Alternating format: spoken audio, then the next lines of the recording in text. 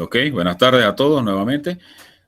Estamos ahora en la parte que es, vamos a ver la diapositiva del día de hoy. Acaba de iniciar la grabación para que quede para aquellos compañeros que no pudieron asistir por X o Y motivo. Claro, en la tarde, pues, porque se propuso la exposición virtual, la presentación virtual, por problemas, bueno, que escaparon de nuestras manos con respecto a nuestros dispositivos electrónicos, pero aquí estamos, ¿verdad? Vamos a compartir pantalla.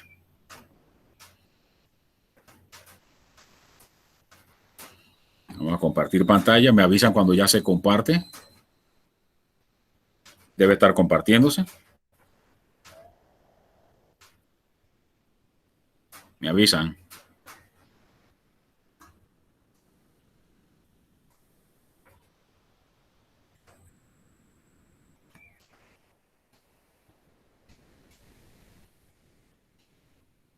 Listo. Ahora sí, ¿verdad?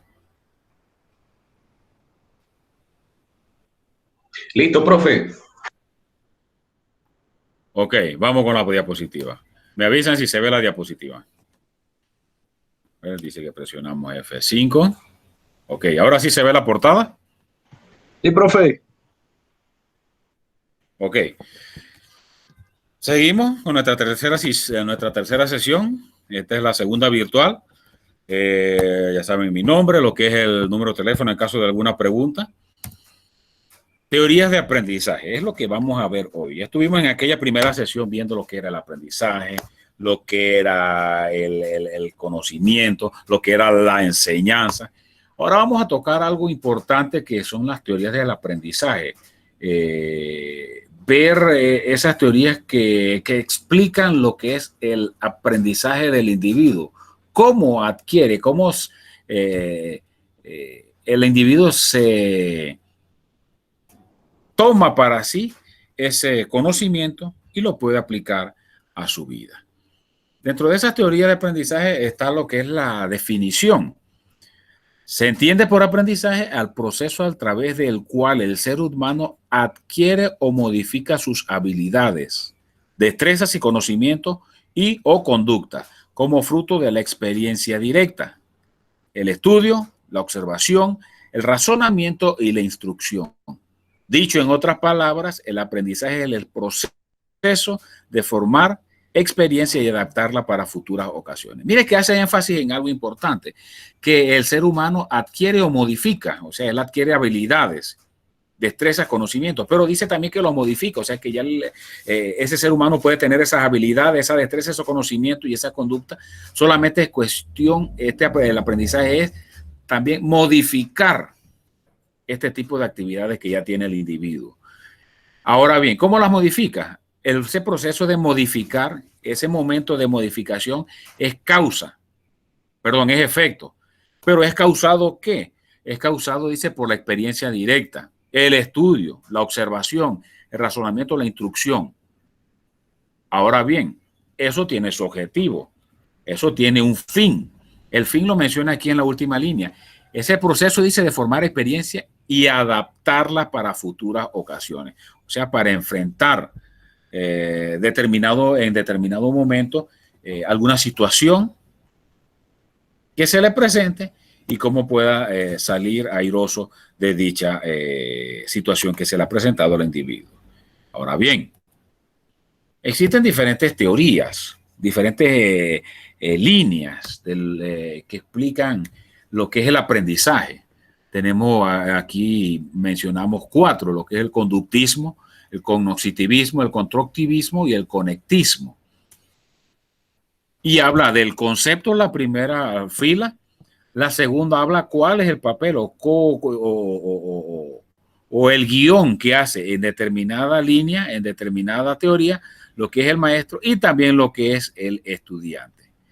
En la primera, que es el conductismo, ella hace una explicación que dice que es la teoría que se atribuye a un sinónimo de enseñanza. Está basada en que a un estímulo le sucede una respuesta, siendo este el resultado de la interacción entre el estudiante y su medio. Implica la construcción intencional del conocimiento. Y menciona uno de los autores o uno de los personajes que lo utilizaron. Dice, por primera vez John Watson, 1878-1958. Ahora bien, en este conductismo, ¿cuál era el papel o cuál era el guión del maestro? ¿O cuál era su función o cómo se desenvolvía allí? Dice, el maestro era facilitar y guiar el proceso de enseñanza-aprendizaje. Facilitaba y lo guiaba, o sea, motivaba y apoyaba al estudiante en este proceso. Clarifica al estudiante los conocimientos adquiridos y establece un puente entre la teoría y la práctica. Él establece ese puente. Ahora bien, ¿cuál era el papel del estudiante? Menciona aquí, permite la participación del estudiante en aprendizaje de automatismos. Ahora bien, está la otra línea, el otro enfoque, el cognitivismo. Se basa, dice aquí el concepto, se basa en el proceso de información, de organizar, filtrar, codificar, categorizar y evaluar. Dice, su creación se le atribuye a Piaget, Gagné, Ausubel, Bandura, Brunner. Son los autores de esta línea, de este enfoque de aprendizaje, que es el cognitivismo. Había un papel también, el papel que era el del maestro. El papel del maestro o del docente era mayor utilización del potencial humano. Si te fijas en la definición, dice que el proceso se basaba en la información, en organizar, filtrar, codificar, categorizar. Ya estamos hablando que son funciones netamente del raciocinio, funciones netamente de usar la razón. Por eso es que dice que había mayor utilización del potencial humano, ese potencial mental, ese potencial cognitivo del individuo. Utilización de estrategias heurísticas. Genera capacidad de reflexionar sobre los procesos, su proceso de facilitar el aprendizaje en el aula. Ahora bien, en esta línea del cognitivismo, ¿cuál era el papel del estudiante? Generar destrezas motoras, destrezas intelectuales e información verbal. Mire que la parte que se están tocando, la destreza motora y las destrezas intelectuales, igual que la información verbal. Había otra línea, otro enfoque, lo que era el enfoque del constructivismo. Ese ya es más conocido por nosotros porque está mucho más reciente. Que hemos conocido reciente en el sentido de que hemos conocido, se nos ha abundado, se nos ha dado muchos seminarios con respecto a ello. Lo que es el constructivismo, dice, lo define, cuenta el interés en el estudiante. Debe ser, centra el interés en el estudiante y su esquema de pensamiento. Actividad mental constante continua. Se le atribuye a Jean Piaget, a Vygotsky, a Ausubel, Brunner y la teoría de la Gestalt.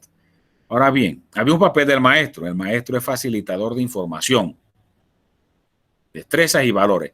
Desarrolla procesos que respondan a la innovación de este mundo cambiante. Y había un papel también que era el papel del estudiante en este enfoque del constructivismo, que el estudiante visualiza, dice, esta teoría visualiza al educando como un ente proactivo. Él construye su conocimiento. Ya no es en un sentido como el conductismo, en donde solamente escucha al educador y solamente repite y resuelve, sino que aquí él forma parte también de la construcción de su conocimiento. Y hay otra línea, otro enfoque, el enfoque del conectivismo. El conectivismo dice una teoría del aprendizaje llamada la teoría del aprendizaje para la era digital. Se trata de explicar el aprendizaje complejo en un mundo social digital en rápida evolución, basado en el análisis de las limitaciones del conductismo, del cognitivismo y del constructivismo, creadas por Stephen Downer y George Siemens. En la parte del educador, ¿cuáles son las características o qué es lo que hace mención con respecto al educador este enfoque?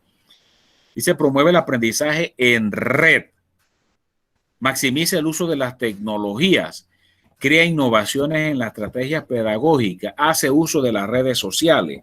El conocimiento puede residir fuera del ser humano.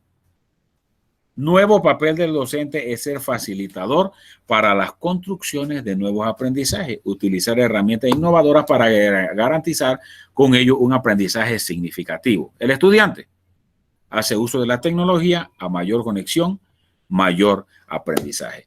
Esta línea es interesante porque es la que estamos viviendo fuertemente desde el año pasado a raíz de lo que fue esta pandemia del COVID-19, en donde no es que se estaba empezando desde cero, ya había la tecnología, ya el estudiante se había familiarizado con lo que es la parte de la tecnología, lo que es el uso de celulares, redes sociales. Como educadores se nos había preparado también en años anteriores, no todos, pero siempre se daban seminarios que tenían que ver con tecnología, tecnología de la innovación, pero el año pasado ya fue el momento, el tiempo en donde cada una de esos que habíamos aprendido, tanto estudiantes como nosotros los educadores, llegó el momento de que había que aplicarlo. ¿Qué nos costó? A unos sí les costó más que a otros. Sí, porque recuerda que estamos saliendo de un sistema en donde era todo presencial y llegamos a un sistema en donde era prácticamente, por no decir 100% virtual.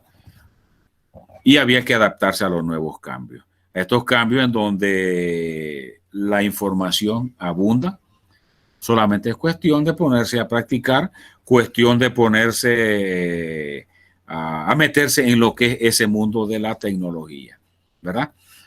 Antes de continuar en la siguiente diapositiva, si alguno tiene alguna pregunta, antes de pasar a la siguiente diapositiva.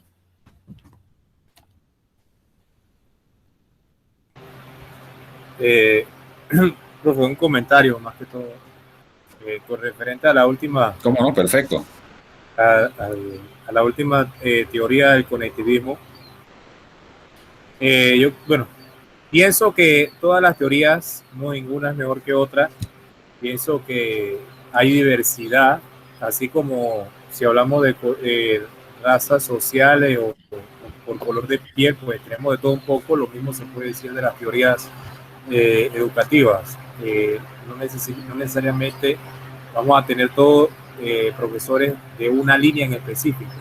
Ahora, es cierto que en esta era tenemos una gran demanda de docencia que sepan manejar pues tecnología o que manejen pues esta teoría, esta última, que es el conectivismo. Pero aquí lo curioso es que nosotros nos vimos forzados, gracias a una desgracia, a meternos de lleno en esto. Pero yo hago una pregunta a manera de reflexión. Realmente, ¿qué va a pasar después que todo esto se vaya? ¿Volveremos otra vez a la era de piedra o nos vamos a realmente abrazar la tecnología y le vamos a seguir sacando el provecho que nos ha demostrado que se puede? Obviamente que no es el 100, hay cosas que definitivamente no pueden reemplazar la presencialidad, pero digo, muchos aprendimos sus bondades. Entonces creo que a manera de reflexión podríamos preguntar, ¿regresaremos otra vez a la era de piedra o realmente vamos a seguir evolucionando? Es interesante, una muy buena pregunta. A ver, ¿qué pasaría si en el 2022 ya, bueno, vamos presenciales? ¿Qué pasaría? Volvemos atrás y desechamos todo lo que es la tecnología. Ahora bien. Comentario, profesor. Dele, excelente, lo escuchamos. José Miranda, bueno, es como se dice que no hago tanto referencia a volver a la era de piedra, porque sinceramente nosotros somos los que tenemos que cambiar. Si nosotros nos quedamos en todo lo anterior, seguiremos en la era de piedra, ¿no? Y si nosotros como dijo el cambio abrupto que tuvimos que hacer al entrar al conectivismo, queda en nosotros si queremos seguir darle paso a ese, como se dice, a esa teoría que se está dando hoy en día, o volver nuevamente a la zona de confort, porque ese es el detalle que siempre digo que está en todo educador, que a veces nos sentimos en una zona de confort que, como se dice, y se aplica al término que dice, el loro viejo no da la pata, yo me quedo con este y no me voy a cambiar, porque este es el que me está dando resultados, ¿verdad? Así que, por lo menos como fue, hago hincapié en lo que está en el trabajo inicial, porque una compañera habló sobre si hacemos algo didáctico de manera manual, o como usted lo planteó, de manera del uso de la tecnología. O sea, si yo me quiero quedar en mi zona de confort o si yo deseo dar ese paso, ¿no? Y lo hago referencia, es porque en la materia anterior, que fue geometría, me costó bastante hacer, como se dice, el trabajo, porque me salí de mi zona de confort y utilicé la tecnología, y me costó, como se dice, pero como si yo quiero cambiar, yo quiero entrar en la era, queda en mí ser parte de él y no quedarme en el no puedo, y ser parte siempre de una solución. Y como se dice, yo soy culminación de una era e inicio de la otra. O sea, yo estuve en la vieja escuela y entré tanto en la nueva escuela. Así es que, como se dice, yo debo ponerme a la par, porque en un futuro voy a seguir tratando con esas nuevas generaciones, no voy a quedar en mi vieja generación. Así que, como se dice, o me monto en el carro o me quedo en mi zona de confort. Así que no es que volvemos a la era de piedra, sino que queda en ti si vuelves a tu zona de confort o seguimos en la continuidad. Y la continuidad ha sido buena, porque podemos ajustar tiempo para emplear la conectividad, y claramente hay que poner mucho en juego. Si yo estoy dispuesto a adquirir un conocimiento, voy a ser responsable en él mismo. Ese es mi comentario, profesor. Ok, ¿algún otro comentario?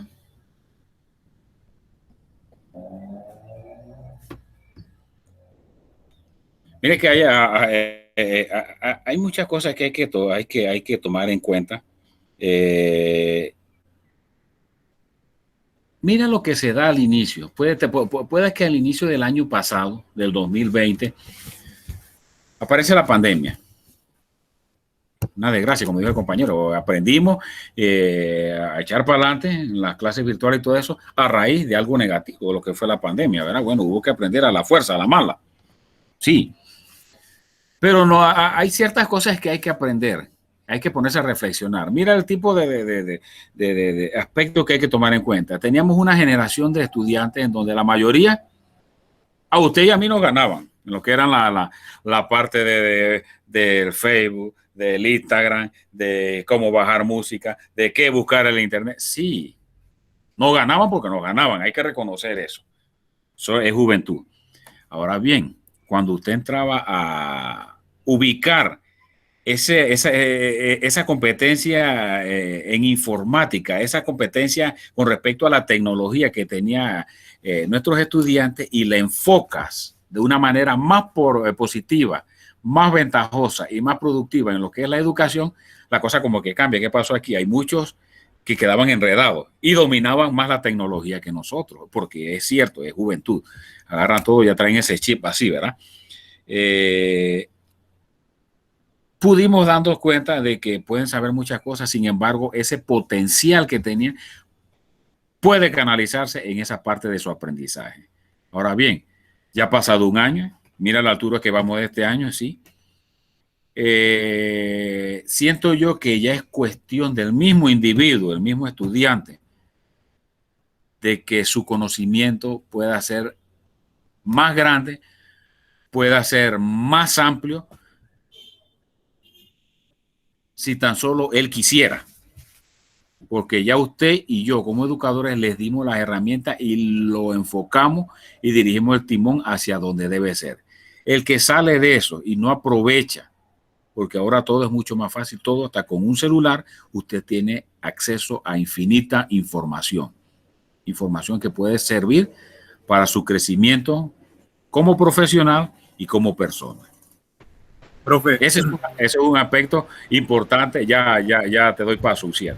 Es un aspecto importante y que me llamó la atención. Cómo sabía mucha tecnología, y cuando le da la parte de la plataforma, la parte de cómo trabajar, de repente, plops, le aparece un signo de interrogación a cada uno. Te escuchamos, Uciel. Profe, de lo que resaltar lo que usted mencionaba, de que dimos las bases con toda esta situación, dimos las bases a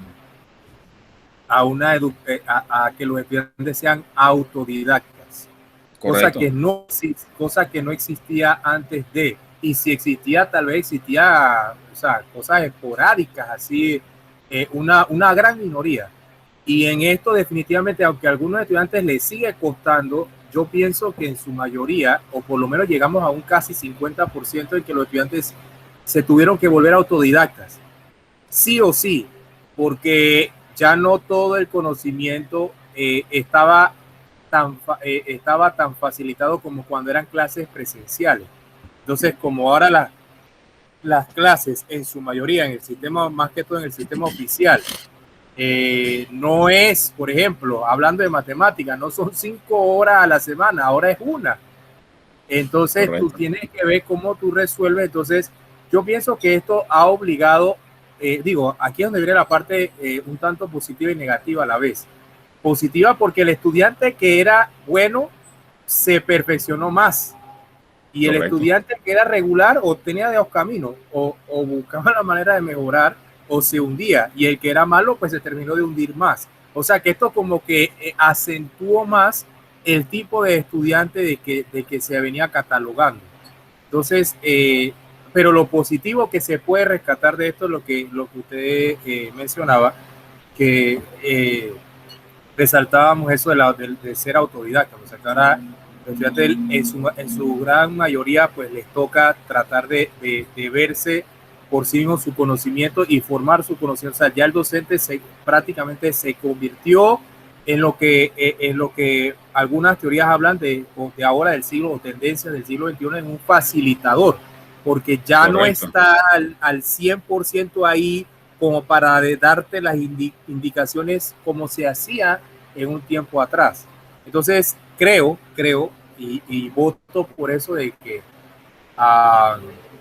ahora pues hay casi un 50% de que está ya enmarcada esa semilla en los estudiantes de que tienen que ver por sí mismos.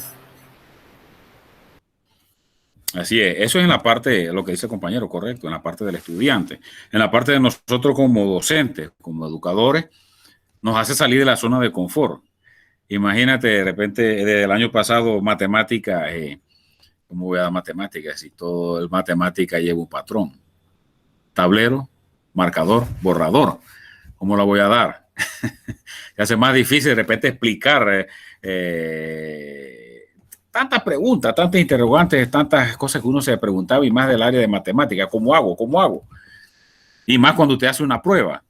¿Cómo hago esa prueba? De repente no está conectado a otro profesor de matemática y le está diciendo y le está pagando. O sea, tantas situaciones que pueden pasar. Pero bueno, era cuestión de salir de la zona del confort.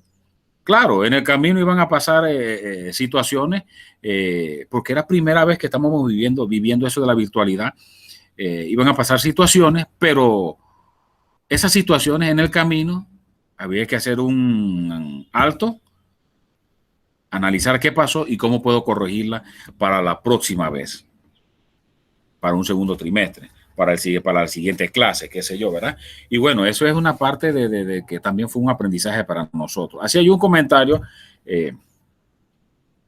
a unos compañeros, hay unos colegas les decía, es cierto, hablan de la generación de los millennials, de los muchachos, no hay que negar, saben de tecnología, sí. Pero siento yo más que saben de tecnología y que nacieron con ese chip, creo, y no, de repente puede que alguno esté de acuerdo conmigo, no es pecado que no esté de acuerdo conmigo, pero póngase usted a analizar, los que somos más viejos, pues, los que somos más viejos. Iniciamos con un sistema estudiando en nuestra juventud, un sistema conductista. Te sentaba a escuchar la clase magistral del profesor. Título, definición, problema, ejercicio. Y en los ejercicios, el estilo de ejercicio era problema, si llevaba 10 pasos, pero la respuesta estaba mala, todo estaba malo. No se te evaluaba lo que era el proceso. Tenía que tener todo el proceso bueno y la respuesta buena también. Si no era nada, era todo o nada. Hubo una transformación, pasa por lo que es el constructivismo, ya algo diferente, ya había más participación, ya no era univía como el conductismo, de allá hacia acá, yo escucho al profesor y callo, si hay que preguntar en algún momento, pregunto con todo el respeto. Ahora sí, en el constructivismo, si hay respeto está bien, no he dicho que no hay respeto, pero ya hay más participación activa del mismo individuo en ese desarrollo de su proceso de aprendizaje. Y él participa más, ya manipula más, ya él construye su propio conocimiento. Pasamos ahora a un sistema, no se mencionaba allí, pero un enfoque por competencia. Un enfoque por competencia en donde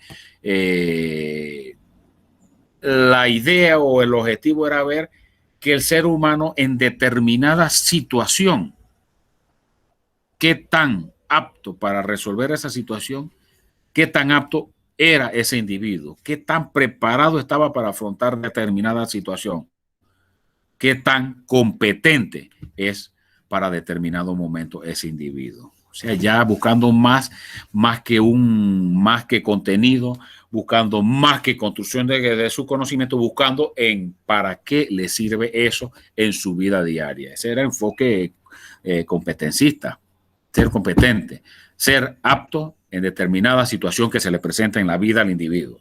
Ahora bien, llega la otra, seguimos viviendo, pasa la parte de la tecnología, nos llega la era de la tecnología. Salimos de nuestra zona de confort a partir del año pasado con la tecnología.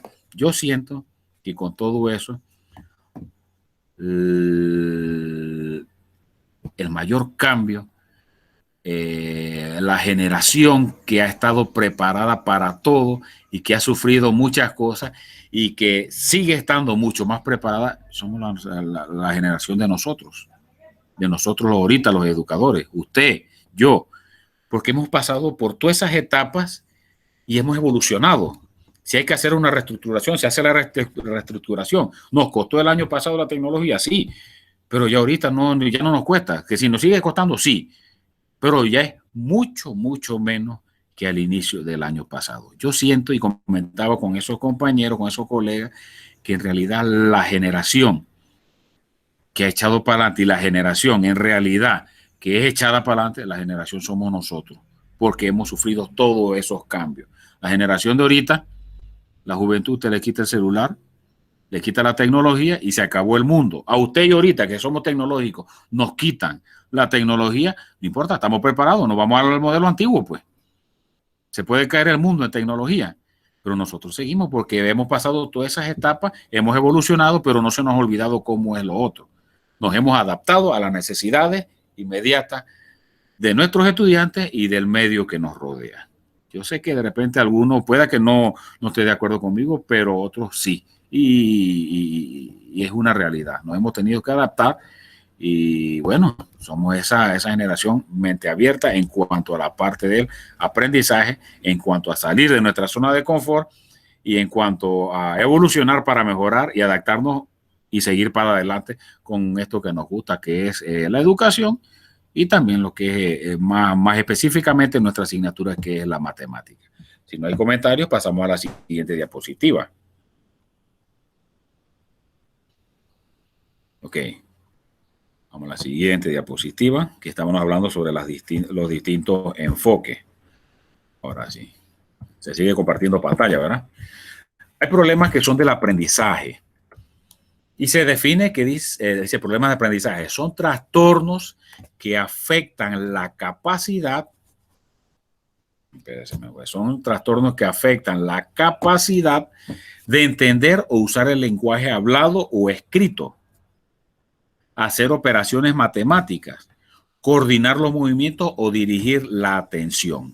Estos son los problemas de aprendizaje. La pregunta es de repente, pero si estamos viendo didáctica del álgebra, es cómo resolver problemas, cómo yo presento para resolver los problemas. Sí, de eso se trata nuestra asignatura, pero más que ellos, cómo tú presentas a los estudiantes, tú tienes que ver cómo se la va a adaptar a los estudiantes. Y para saber cómo se la vas a adaptar a los estudiantes, de acuerdo a las necesidades individuales de cada uno, tienes que conocer cómo es tu estudiante, tienes que conocer los problemas del aprendizaje para ver si alguno de tus estudiantes tiene alguno de estos problemas de aprendizaje y entonces cómo tú puedes adaptarle lo que es ese contenido, cómo puedes adaptarle esa clase para que él pueda pasar.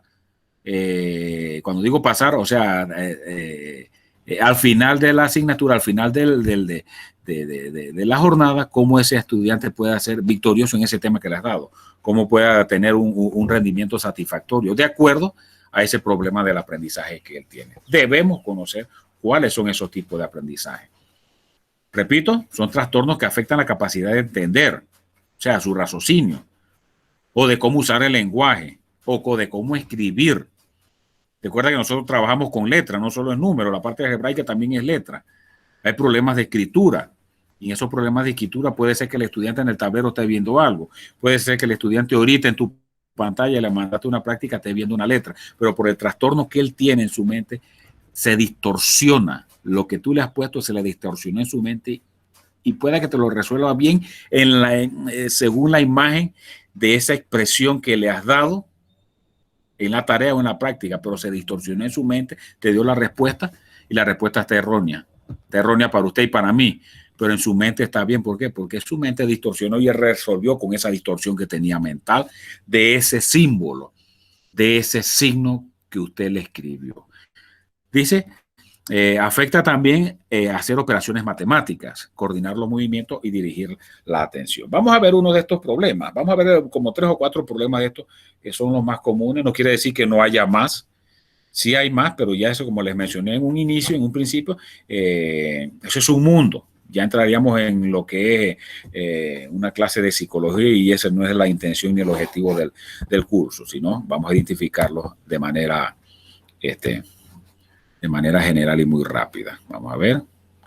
Tenemos la primera, la dislexia, muy común escucharla. Dice, se define como dificultad para leer. Cuando los niños están aprendiendo a leer y a escribir en el jardín infantil y en el primer grado, es común que confundan la B con la D. ¿Usted se imagina qué es eso en la parte de nosotros matemáticos, que él traiga ese arrastre? No es arrastre, sino que él traiga ese trastorno de aprendizaje y nos llega a primer año y usted, primer año, séptimo, octavo, noveno, y usted y yo estemos dando álgebra y él confunda las letras. Usted está viendo el problema que se está formando allí. Dice, el número 6 con el número 9, está viendo la confusión por solo tener ese trastorno de dislexia, confunde el 6 con el 9. Y que confundan otros tipos de palabras. Es importante aclarar que esto no es un problema de visión. No es que está corto de vista, no es que su vista está corta y le distorsiona la imagen de ese símbolo que usted está colocando, ya sea en pantalla o ya está colocando allá en el tablero.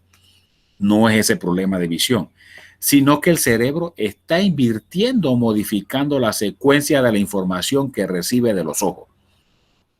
Mire usted que es un problema que escapa del mismo muchacho y que escapa de usted y yo. El cerebro de él está invirtiendo, está modificando esa información que está entrando a través de los ojos. Dice, la mayor parte de los niños supera este problema antes de los 7 años. Antes de los 7 años. Aproximadamente, dice. Sin embargo, en el caso de los jóvenes disléxicos, los problemas de lectura persisten.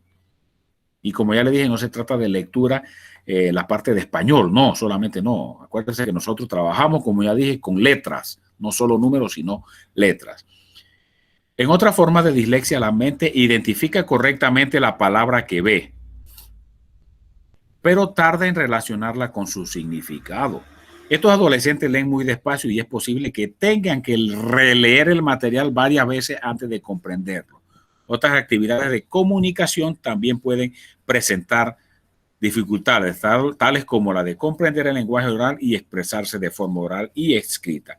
Ese es uno de los primeros trastornos de aprendizaje. Repito, lo que es la dislexia. Vamos a ver otro. Si en algún momento alguno tiene a bien hacer un comentario, lo escuchamos. Vamos con la disgrafía. Disgrafía o agrafía, dice, se define como dificultad para escribir, como resultado de la dislexia. Ya uno tiene que ver con el otro, en la dislexia con la disgrafía, dice, como resultado de la dislexia, de una coordinación motora deficiente o de problemas para entender o interpretar el espacio.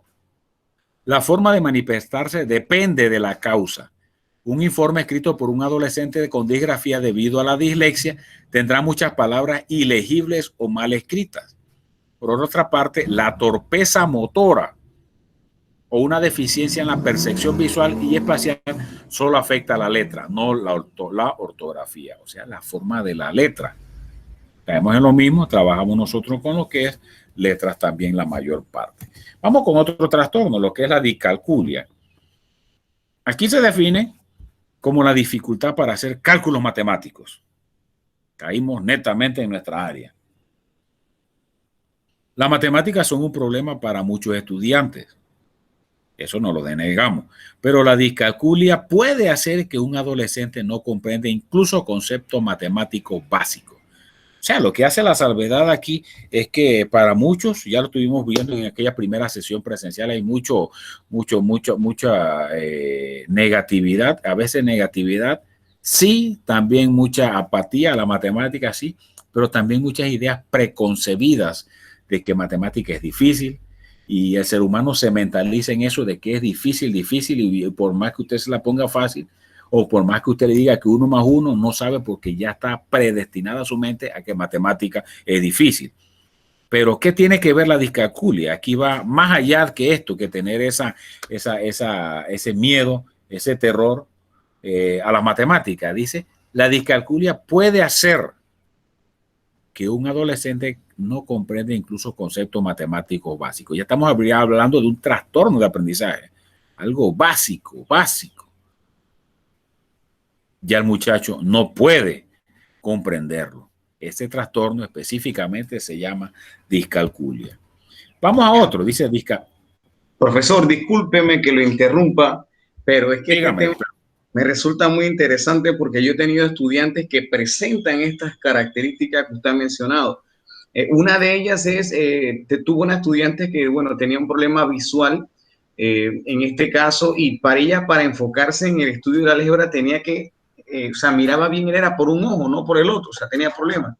Y le generaba dolores de cabeza, profesor. Y otro caso que tuve fue otro estudiante que tenía, no sé si es una deficiencia, esa torpeza de escribir, y en este caso el lenguaje algebraico. La consulta mía, profesor, es basado en la experiencia, el estudio que usted ha realizado, es cómo deberíamos nosotros actuar para ayudar a estos estudiantes, tomando en cuenta que existen otros estudiantes también con características de repente diferentes, porque, o sea, si tenemos una población de 25 estudiantes y los estudiantes con necesidades especiales, que bueno, si fuesen solamente uno en un salón, pero en ocasiones nos hemos topado con varios, profesor.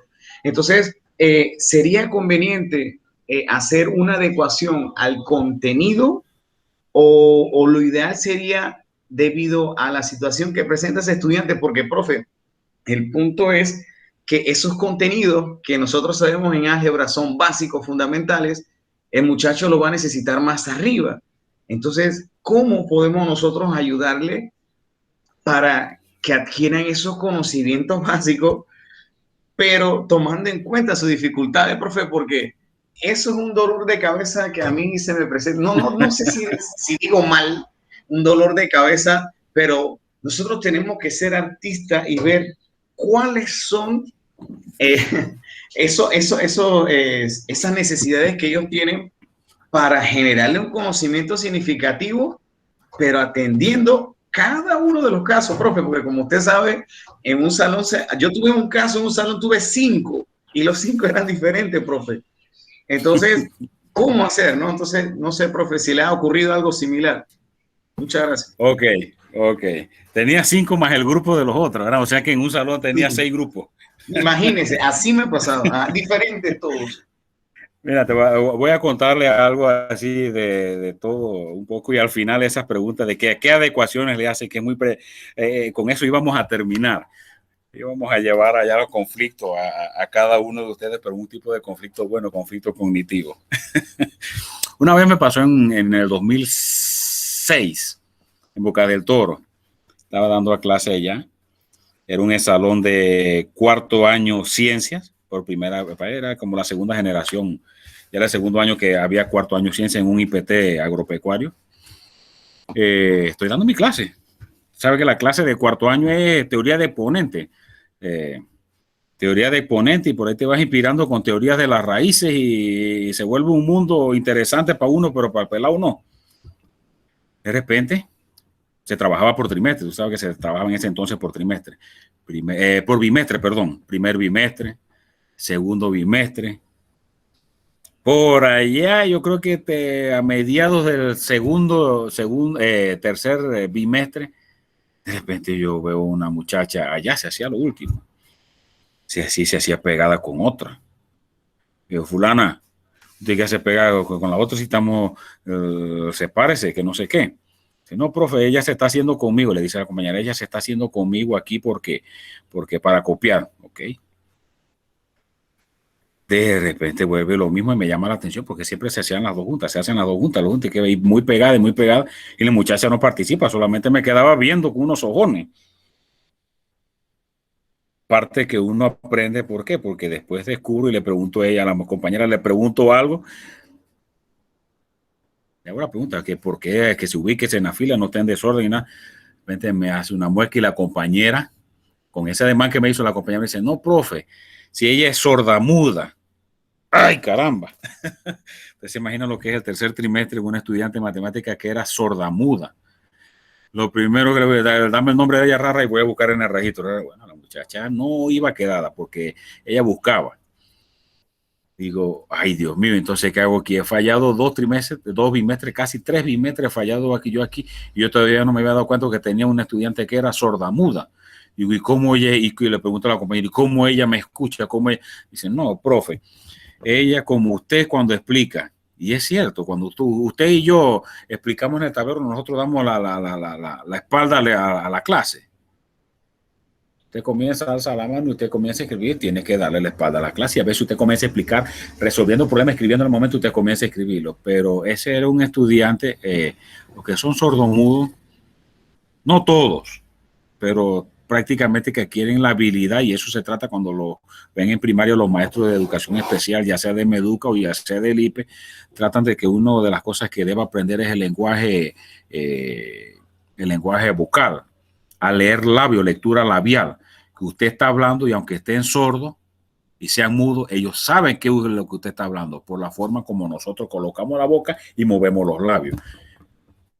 Esa muchacha no podía ni leerme los labios ni nada así por el estilo, porque la mayor parte, usted en teoría de con esto, usted está resolviendo en el momento, está explicando y está de espalda para la clase. ¿Qué hacía la compañera? La compañera se ponía a explicarle a ella y ella se hacía al lado de la compañera para poder copiar e ir apuntando ahí, haciendo sus paréntesis, qué es lo que el profesor había hecho ahí, de acuerdo a lo que le había dicho su compañera. Esa fue una experiencia que a mí me pasó y bueno, uno trata de corregir muchas cosas. Otra ocasión tuve un estudiante ya trasladado acá en Chiriquí, en Bugaba, que es donde todavía estoy trabajando en ese colegio por el momento. Llegó a 4º año y me comunica la profesora del plantel que está encargado, una de las profesoras del plantel que está encargada del IPE, de estudiantes especiales. Le hago una aclaración, una observación. En los planteles hay 2 tipos de profesores especiales que dan estudiantes especiales. Uno que son nombrados por Meduca y otros que son nombrados por el IPE. Son 2 tipos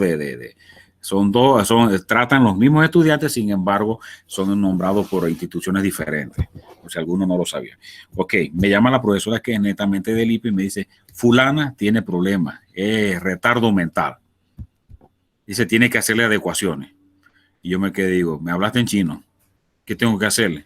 ¿Qué tengo que darle?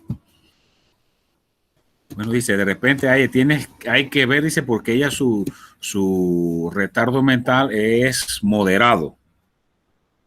Y chuleta, después usted se imagina en ese 4º año, teoría de los exponentes, ¿qué yo voy a hacerle a alguien con retardo mental?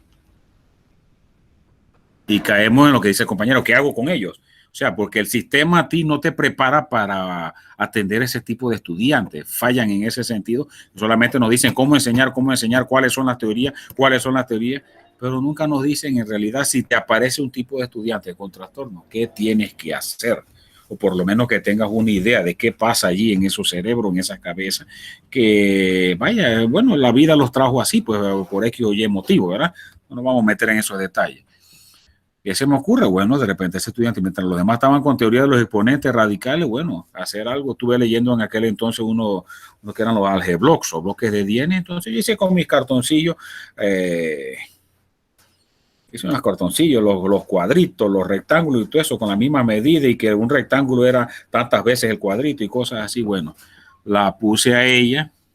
Digo, bueno, como no sabe nada, vamos a empezar con números enteros. En 4º año dándole a ella solamente números enteros porque en realidad no sabía nada y es el tipo de estudiante que usted hoy le da algo, mañana le da algo, pasado le da algo y la otra semana, el otro lunes, como el fin de semana fue sábado y domingo, el otro lunes te llegó en cero. Yo, bueno, no se trata de entretener, sino que por lo menos ella sienta que está aprendiendo algo.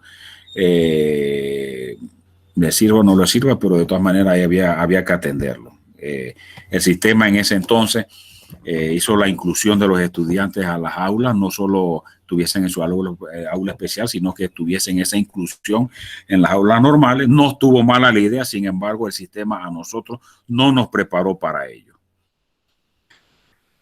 Continuando con la pregunta también del compañero al final, ¿cómo yo adapto eso? Primero, tú no detectas la discalculia, tú no detectas ningún trastorno de aprendizaje, eso lo hace un psicólogo, lo hace un equipo, el orientador, lo remite al comité psicopedagógico, ahí hay un psicólogo, el psicólogo entonces le hace una serie de pruebas y él va a determinar qué tipo de trastorno de aprendizaje tiene.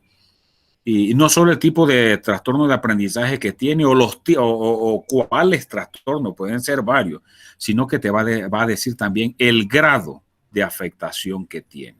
En base a ese grado de afectación, ese equipo emite un documento en donde dice las adecuaciones que se le puede hacer. Si es el orientador, te comunica a ti qué es lo que debes hacer. No es que te va a decir que le ponga suma, no. Él te va a decir, la afectación está en esto, no puede sumar, las letras las confunde, qué sé yo, ¿verdad? Si es la profesora o el profesor, el educador que es del IPE, te va a explicar más, ellos están más preparados en cuanto a esa terminología, que qué tienes que hacerle más específicamente. Hay dos tipos de adecuaciones, hasta donde yo tengo entendido, y se lo digo a todos, porque tengo conversaciones con mi esposa es profesora del IPE, y siempre le hice esa pregunta y claro, ahorita no estoy tan clarito, porque todo eso es un mundo, no puede explicarme ella 2 o 3 cosas y con eso entender todo el mundo, porque ella estudió muchos años eso y ha estado preparándose en eso, así que ese es el mundo de ella, solamente hago mis preguntas puntuales y me responde puntualmente y bueno, eso es lo que yo le transmito a ustedes. Hay 2 tipos de adecuaciones, las adecuaciones significativas y las no significativas. Las adecuaciones significativas es para aquellos tipos de trastornos en donde esa persona, ese profesor del IPE te dice que le puedes dar lo mismo que le estás dando a los demás estudiantes. No alteres el currículo, no alteres los contenidos. Solamente que si a los demás estudiantes le vas a poner, por decirte algo, 5 problemas, de esos 5 problemas, 2 términos medios y 3 términos medios y 2 problemas difíciles, a este estudiante no le pongas 5 problemas, ponle 3 y que los 3 sean fáciles, en un sentido, hablando de otra forma, que sean básicos. Eso es significativa. No cambias el currículo. Das lo mismo, solamente que le bajas la cantidad y el nivel, pero se lo pones igualito que los demás estudiantes. Ahora, el otro tipo de estudiantes, cuando ya la afectación de ese trastorno es mucho más serio, el grado de afectación es mucho más serio. Entonces, ¿qué haces allí? Entonces ya haces un tipo de adecuación no significativa, en donde olvídate del currículo. Si el estudiante está en segundo año, olvídate de eso de álgebra con ese estudiante. Ubícala con actividades que tengan que ver para la vida. ¿Cuál es ese tipo de actividades que tienen que ver para la vida? Sumar, restar, multiplicar, dividir. Punto. ¿Por qué? Me dice mi esposa, que como ya dije que es del IPE, profesora del IPE, dice, porque esos estudiantes cuando llegan a cuarto, quinto y sexto año, la misma institución debe facilitarle lo que son las actividades. No puede ser de ciencia, no puede ser un estudiante de ciencias, porque los niveles cognitivos son exigentes.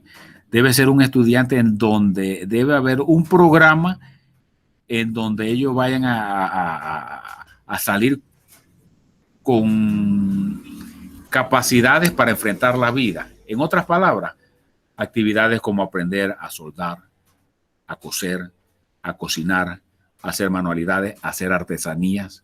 Por decirte algo, mi esposa trabajaba allá en Boca y atendía un grupo, le habían hecho un salón, en el salón las muchachas llegaban a coser ropa, aprendían actividades para la vida. ¿Por qué? Porque su trastorno no le permitía ir más allá, ser una estudiante de bachiller en ciencia y salir para ser profesora de química, para ser doctora. No podía hacerlo, había que ser realista. Entonces se le enfocaba a ello en ese cuarto, quinto año, actividades que sean para la vida, aprender a coser, porque aprendiendo a coser pueden ganar dinero y pueden llevar una vida normal. Actividades como pintar uñas, como hacer artesanía, actividades que sean más prácticas.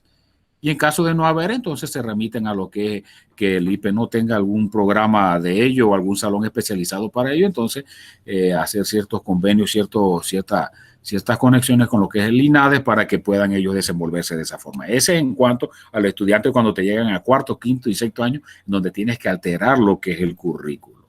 ¿Ok? No sé si respondí a la pregunta del compañero, no sé si alguno también ya se haya acordado de algo y bueno.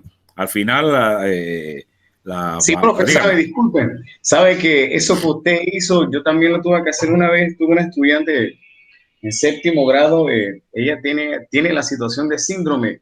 Entonces busqué 1000 ayudas e hicimos hasta una tiendita. Y ella allí buscaba eso, ¿no? La forma de hacer sumas, restas, porque es como usted dice, yo lo hice, profesor, por lo que me dijo mi subconsciente, bueno, tiene que hacer esto, porque como usted dijo, hay conceptos que la niña no iba a utilizar más adelante, entonces vamos a tratarle una matemática que sea funcional para ella, ¿no? Un poco más pragmático. Eso fue lo que intenté hacer, porque como usted dice, profe, en la licenciatura o en el profesorado nos dicen, ok, estas son las teorías y demás, pero ¿cómo le hago ante estas diversidades? Pero sí, me recordé mucho a lo que usted comenta, profe. Tuve que salirme de esa zona. Hay otra dirección ahí que utiliza mucho mi esposa que se llama coquillitaenapanza.com. Tiene que ver con ese tipo de estudiantes así. Y bueno, es bueno cuando tú compartes así. Usted mencionó una dirección ahí, al final la escribe en el chat para que todos tengamos acceso a ellos también. Y bueno, de eso se trata, que compartamos experiencia y que no solo trabajemos con aquel estudiante que es aventajado, que está cognitivamente bien, sino también que consideremos, somos educadores y hay que educar a aquellos también que por X o Y motivos que escaparon de las manos de él y escapan de nuestras manos, tienen ese tipo de afectación cognitiva. Y vaya, acuérdate que la educación es democrática y es equitativa, así que a todos se le debe atender por igual de acuerdo a las diferencias individuales que tenga cada uno y de acuerdo a los trastornos que tenga, aunque el sistema no nos haya preparado, pero sí buscar investigar, ¿verdad? Porque no todo está escrito. Seguimos con otro trastorno, es la capacidad de la memoria y el procesamiento auditivo. La discapacidad de la memoria y el procesamiento auditivo incluyen la dificultad para comprender y recordar las palabras o sonidos. Es posible que un adolescente escuche con normalidad y sin embargo no recuerde las partes importantes porque su memoria no está almacenándola ni descifrándola de manera correcta. Digamos, hacer una comparación con la computadora, la memoria RAM demasiada corta, se borra rapidito. Dice, o tal vez escuche una frase pero no pueda procesarla, especialmente si se usan las palabras complejas. Es muy larga o si dice rápidamente o si hay ruido de fondo. En el caso de los jóvenes con trastornos de procesamiento auditivo central, el zumbido de un ventilador o los sonidos típicos de una clase pueden interferir con el aprendizaje. No hay, podría decir yo que no hay esa concentración. Siempre hay factores distractores, pero no nos afectan. Pero ese tipo de estudiantes, hasta el mínimo factor distractor imperceptible, lo desconcentra, interfiere con su aprendizaje. Vamos a ver otro más, creo que hay dos más. Dice el trastorno por déficit de atención e hiperactividad, THDA, los estudiantes hiperactivos, aquellos estudiantes que no pueden mantenerse quietos y prestar atención, una deficiencia en lo que es la atención también. La discapacidad intelectual, lo que conocemos como deficiencia mental, trastorno mental o lo que conocemos como no es correcto hablarlo, lo que es el retardo mental, no. Eso tiene su terminología, eso con los años va cambiando. De repente usted y yo lo conocimos como retardo mental, después cambió a una deficiencia cognitiva. Ahorita no recuerdo cuál es la terminología que hay para ello, porque lo que menos se trata es de utilizar un término y que ellos en algún momento lo escuchen y vayan a pesar afuera de que tienen el bendito trastorno, de repente vayan a aceptar, a sentirse también afectado psicológicamente porque usted le diga que es un retrasado mental o tú tienes un retardo mental, sino buscarle una palabra que sea un poco más técnica y que no vaya a afectar su parte psicológica, ¿verdad? Bueno, era la última diapositiva. ¿Algún comentario, algún aporte? Bienvenido es. Buen día, profe. Bueno, a manera de comentario, que cuando hablamos de uno de los trastornos que hablamos de la dislexia, la tecnología está causando bastante, ¿cómo se dice? Agullando más para que el estudiante caiga en una dislexia, porque prácticamente muy poco hijo se le ve escribiendo y más se le va por el chat, ¿no? Y a veces cuando vamos a la escritura, números hermosos, letras que como se dice a veces tenemos que adivinar qué es lo que el estudiante escribió, y no es como se dice, y no está referenciado que el estudiante tiene una dislexia, sino es por la costumbre de utilizar un dispositivo, ya sea el celular o una computadora, se crea esa dislexia. Y le digo principalmente por mí, porque yo, anteriormente cuando estaba en mi secundaria, yo escribía muy perfectamente de manera corrida. Mientras cuando llegué a la universidad, cuando di matemáticas, se me olvidó la letra corrida y empecé a escribir en imprenta. Y ahora que trato de volver a retornar a mi letra, como se dice, presento una dislexia que a veces ni yo mismo sé que escribí en el momento. Así que esa era una de manera de comentario. Y una experiencia que tuve el año pasado, que no es que no tenga nada contra un gabinete psicopedagógico, no es que no tenga algo contra un psicólogo. Los psicólogos y mi persona se iban de manera, un ambiente como se dice, de guerra. Porque prácticamente, como se dice, a nosotros en la manera de trabajar, tocó el punto de equidad, pero a veces no se trata de equidad, se trata como igual. Y entonces nosotros somos los que tenemos que hacer ese hincapié, ¿no? De tratar de que el conocimiento llegue a todos de manera igual, independientemente de la dificultad o método de aprendizaje que él tenga. Como ella, como se dice, tenemos un poquito más de estudio y sabemos cuáles son las que podemos, si es visual, auditivo, kinestético, si tiene interpersonal, y hasta hoy en día la más reciente que dice que el estudiante también depende del estado de ánimo que tenga, aprende. Y como somos matemáticas, imagínense qué problema nosotros tenemos. Así es que, y tuve la experiencia con una sorda, que ella sí me podía leer mis labios, pero yo, dentro de la referencia que me habían dado del IPE, yo traté de crear el lenguaje, aprender el lenguaje de señas, y al final, como se dice, es un aprendizaje bidireccional. Ella aprende, yo aprendo, y porque iba para cuarto año, estaba en tercer año, y al final aprendí, y ella logró, como se dice, aprender, aunque lo apliqué, mire que no sabía, usted que acaba de dar el dato, el significativo para ella, o sea que le daba igual el conocimiento, pero tenía que el grado de ponerle lo más fácil, ¿no? Para poder que ella resolviera.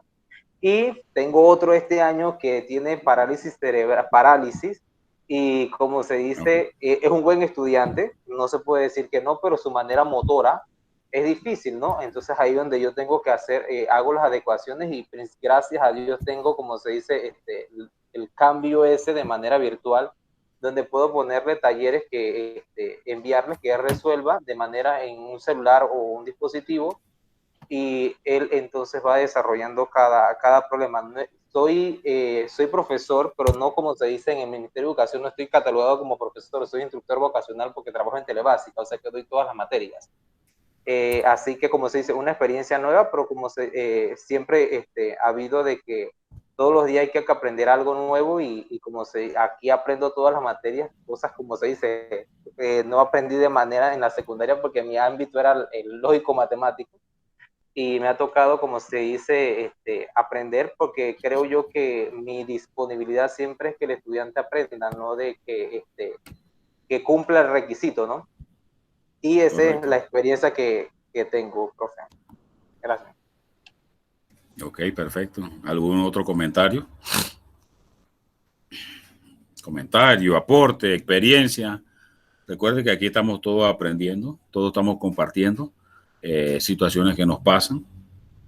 Profe, yo quiero comentar algo que está sucediendo. Lamentablemente, yo no puedo generalizar, pero con algunos psicólogos de nuestra región, y yo me encuentro en la región de Azuero, profesor, y lo que pasa es que algunas veces cuando nosotros leemos estos diagnósticos que nos envían, nosotros buscando las alternativas para brindar la mejor forma, las herramientas para que los muchachos aprendan, a veces los informes dicen una cosa, pero nosotros que estamos en el aula con el muchacho observamos otra. Entonces, repito, yo no tengo nada contra ningún psicólogo o algo, pero a veces en las escuelas particulares, por tratar a veces de conservar el estatus social de que no, que el muchacho mío está en tal escuela, no, mi hijo no necesita una adecuación. Cuando realmente nosotros estamos conociendo que al muchacho se le presentan muchos inconvenientes en la parte cognitiva, la parte motora, la parte de coordinación, o sea, tantos factores que hay, y a veces para nosotros como docentes nos puede resultar complejo. Vuelvo y repito, no en todos los casos, pero en algunos casos sí me ha tocado vivir con expedientes que tienen una firma de XY psicólogo, pero eso que está firmado allí, o sea, certifica que el muchacho no necesita una adecuación, pero realmente lo que se está viendo es otra cosa. Me imagino, supongo, quizás en otras provincias también ocurra lo mismo. No sé si a alguno aquí le ha pasado también. Y eso es preocupante, profe, porque como usted dice, nosotros estamos aquí para educar y buscar la mejor herramienta para que el muchacho aprenda, ¿no? Algo que a él le funcione. Pero a veces nos llegan estas situaciones que pienso yo, a veces hasta que desanima a uno, porque eso está certificado y dice que el muchacho no necesita, pero sabemos realmente y lo estamos viviendo que el muchacho presenta esos problemas. No sé, profesor, si a usted le ha pasado algo así. Pasa en las aulas de clases, pasan muchas situaciones. Ya le comino. Aquí hacer algo.